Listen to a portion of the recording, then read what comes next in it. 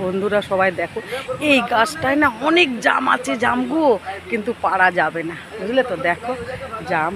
আর এই দেখো আমরা হচ্ছে হরিয়ানা টোলে এসছে, যে গাড়ি যাচ্ছে, তোমরা সবাই দেখো, যে সবাই ওরা বসে আছে, এই একজনা বসে আছে, আর এই যে টোল।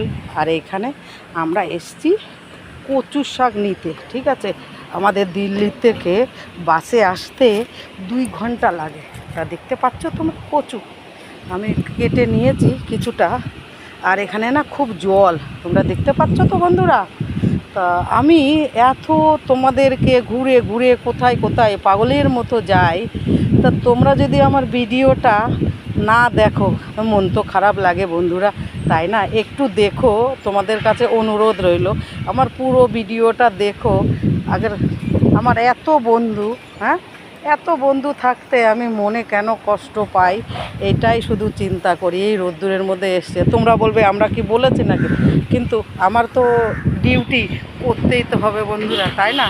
তাই আমি এই যে এই দাদাটার সঙ্গে এসছি, এই যে এনার সঙ্গে এসছি, এনেই কেটে কুটে দিয়েছে, দেখো ভালো মানুষ। আমার বর তো আসবে না, তাই আমি এসছি এখানে। তা এখানে একটু গাছ আছে, দেখো তোমাদেরকে দেখাই, দেখো ঠান্ডা ঠান্ডা, আর এখানে জল যাচ্ছে। তাই এই যে দুদিকেই নেহের, হ্যাঁ। কচু এখানে খুব পাওয়া যায়, তোমরা যদি না জানো তো চলে এসো এখানে, ঠিক আছে। টাটা।